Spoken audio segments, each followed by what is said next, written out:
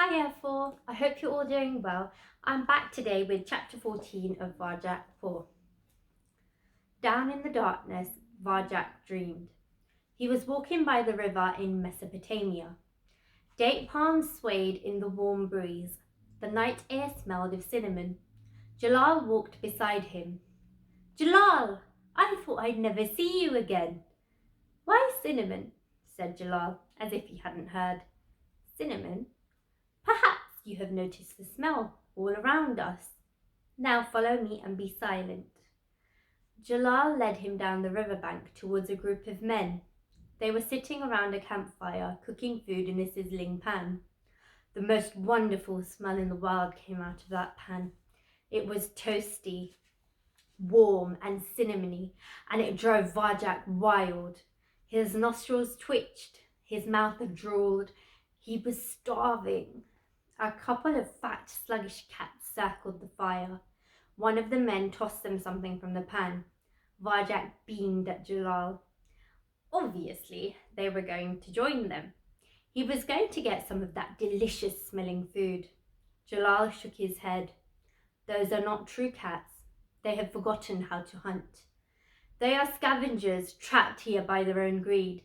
They have become slaves to the people. They might as well be dead already. Varjak blushed with shame, remembering that scrap of rancid meat he'd wanted so badly in the city. But what if you're hungry and there's nothing else? He said.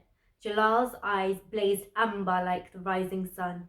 A cat is an idea of freedom made flesh, he said fiercely. It cannot be tied down. To be truly alive, it must be free, and a free cat hunts.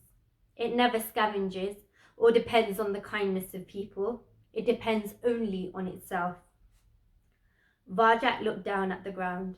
He wished it would swallow him up. I failed, Jalal. I failed you. I failed everyone. It is no failure to make a mistake, my son. What matters is whether you learn from it. Varjak looked up. The old cat was smiling at him. It was like a ray of sunshine in the night. I want to learn how to hunt, Jalal. Then learn you shall. I will restore the knowledge that has been lost. I will teach you hunting, for it is the third skill. Now, show me your awareness. Track down that chirping noise you heard when you were last here.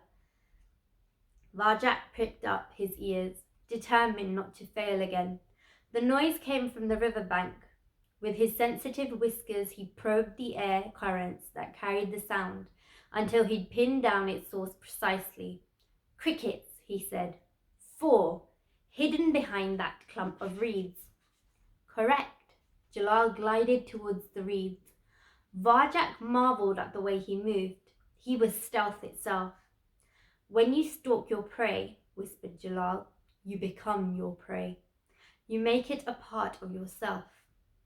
Breathe like it breathes. Think like it thinks. When you and the prey are one, you will know its every movement, and then you will move first. This is the secret of the third skill, and why it is done best alone.